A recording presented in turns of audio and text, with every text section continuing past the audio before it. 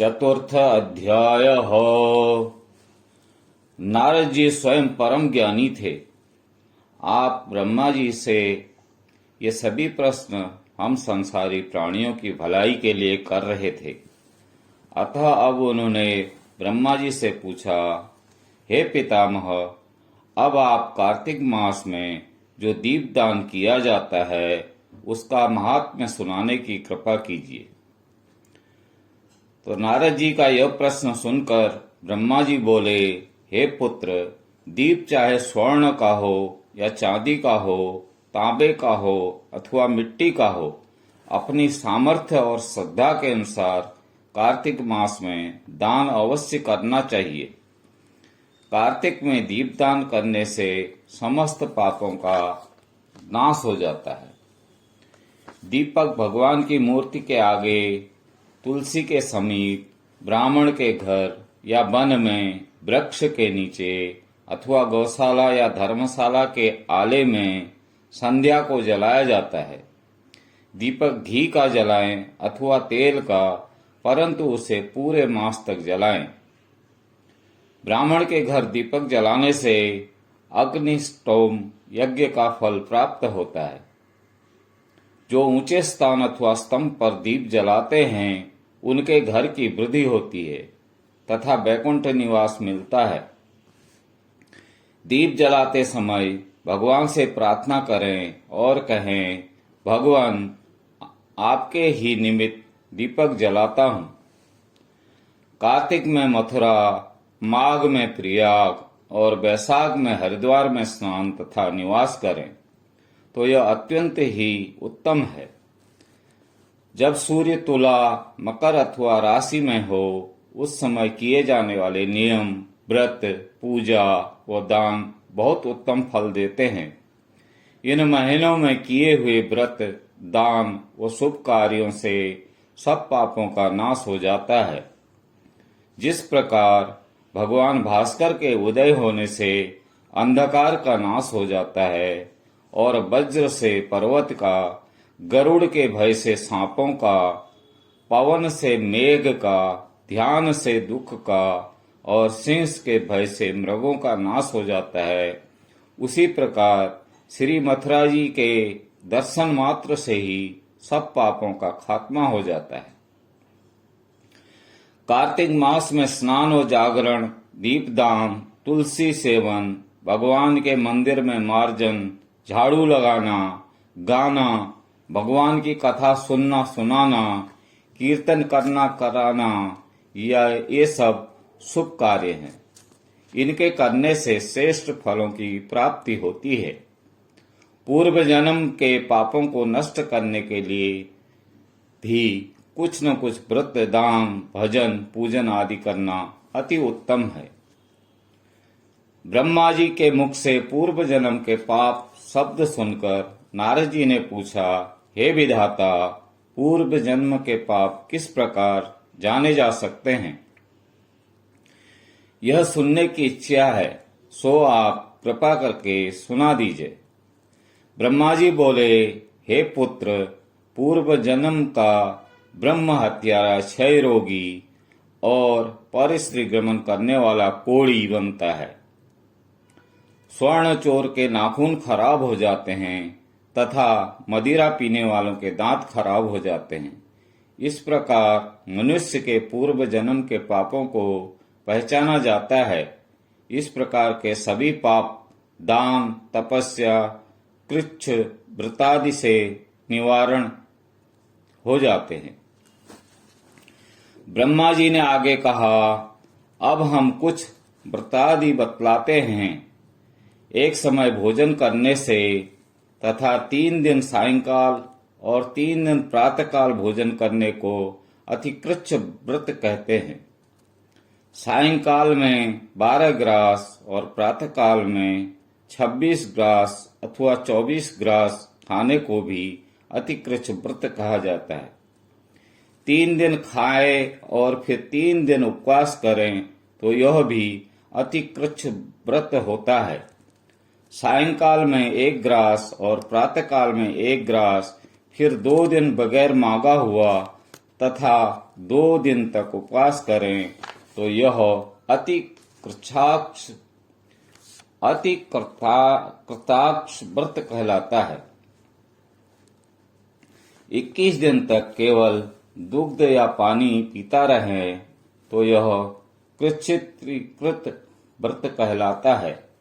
12 दिन उपवास करना पुराग व्रत कहलाता है। 4 दिन कुछ नहीं खाना, फिर सत्तू खाना या फिर छाछ पीना, इसके पश्चात ब्राह्मण को दक्षिणा देना सौम्य कृच्छ व्रत कहा जाता है। इसी प्रकार 12 दिन तक उपवास करना द्वादश कृच्छ व्रत कहलाता है। तुला पुरुष का दान करना और गोघृत, गोबर, दूध, दही तथा कुसा का जल पीना और दूसरे दिन उपवास करना यह कृच्छ सत्पन व्रत कहलाता है। 3 दिन गोमूत्र, 3 दिन गोबर, 3 दिन दही, 3 दिन दूध और फिर 3 दिन तक घी खाने से भी कृच्छ संतपन व्रत होता है। यह समस्त पापों को नाश करने वाला व्रत है।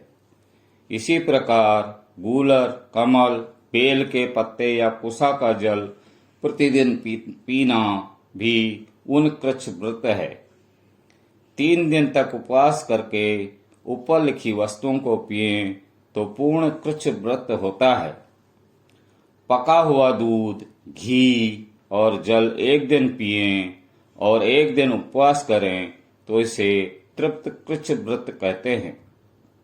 जल, दूध और घी तपाकर 3 दिन तक पिए और एक समय स्नान करें तो यह भी तृप्त व्रत कहलाता है।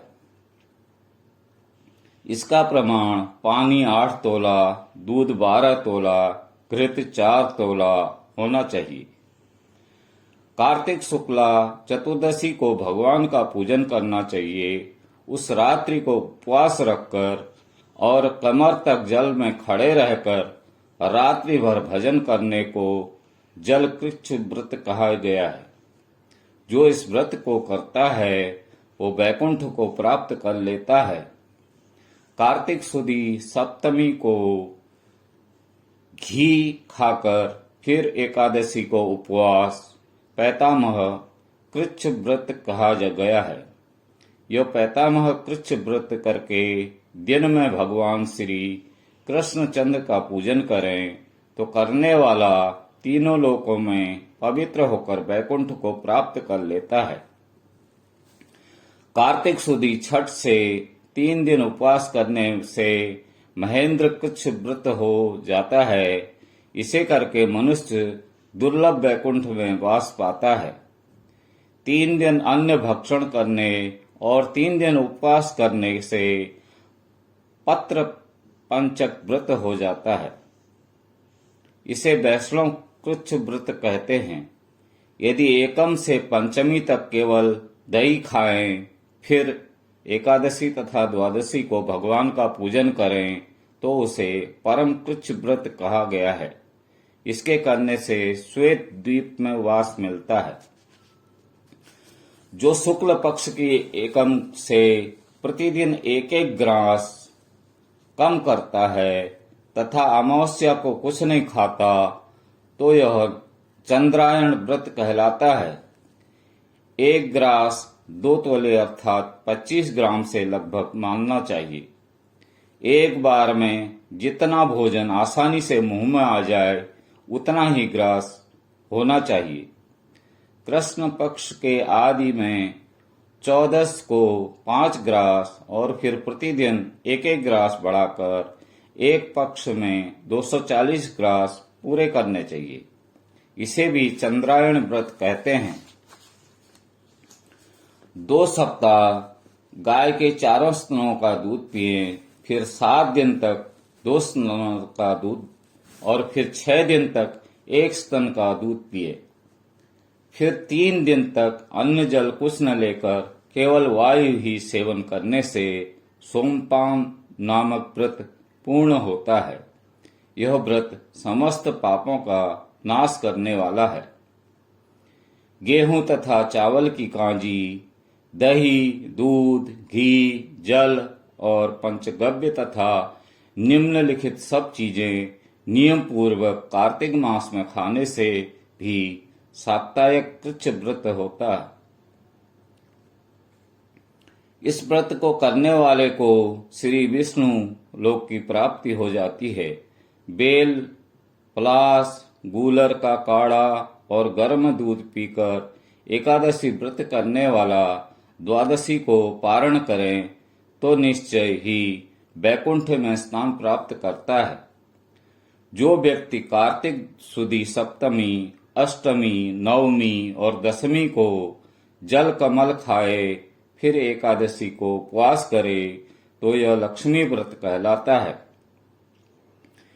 इस लक्ष्मी व्रत को करने वालों पर लक्ष्मी कृपालु बनी रहती है और अंत में उन्हें भगवान विष्णु के वैकुंठ लोक में वास मिलता है। प्रातः काल में 4 ग्रास और सायंकाल न खाने से शिशु चंद्रायण व्रत होता है। कार्तिक सुदी 14 के ब्रह्मपूज व्रत में गौरी का पूजन करना चाहिए। इसकी विधि इस प्रकार है। गोमूत्र, गोबर, दूध, दही, घृत और कुसा का जल लेकर इन सबको मिलाकर पंचगव्य बनावें। लाल रंग की गौ का मूत्र, श्वेत गौ का दूध, नीली गौ का दही, काली गौ का घी, यदि किसी वजह से ये न मिल सके तो दूसरी तरह का भी पंचगव्य बनाया जा सकता है। मिलाए जाने वाली वस्तुओं की मात्रा इस प्रकार है। गौमूत्र 8 मासा ग्राम या मिलीलीटर, गोबर 19 मासा, दूध 12 मासा, दही 10 मासा, घी 8 मासा और कुसा का जल 4 मासा। गौमूत्र गायत्री का मंत्र पढ़कर गंध द्वारा से गोबर, पै पृथिव्या से दूध, दधि कार्वेयो मंत्र से दही, तेजोमसी पढ़कर घी और दवस्यति मंत्र पढ़कर कुसा का जल मिलाना चाहिए। इसको कुसा के पत्तों में रखकर विधिवत हवन करें। वेद के इन मंत्रों की से आहुति देनी चाहिए। 1 इरावती, 2 इंदु विष्णु विक्रमे, 3 सर्वत्री, 4 मनस्तोक, 5 सवती, इन मंत्रों से आहुति देकर बचा हुआ पंचगव्य पान करना चाहिए। यह पलाश के पात्र में या स्वर्ण अथवा चांदी के पात्र में पान करना चाहिए। 1 दिन तथा रात्रि उपवास करें, साथ ही भगवान विष्णु का स्मरण करें। यदि स्त्री व्रत करे तो अपने पति की दीर्घायु की कामना भी करे। आंवला या तुलसी का पूजन करना चाहिए। व्रत समाप्ति के निमित्त ब्राह्मण को गोदान करना चाहिए। इन व्रतों को करने से व्रत करने वाला भगवान का प्रिय पात्र तो बनता ही है, इस लोक में सभी सुख और ऐश्वर्य भोग कर अंत में मोक्ष को प्राप्त करता है। इति 4th अध्याय समाप्तम्। भज मन नारायण नारायण नारायणम्, श्रीमन नारायण नारायण नारायणम्। बोलो नारायण नारायण नारायणम्।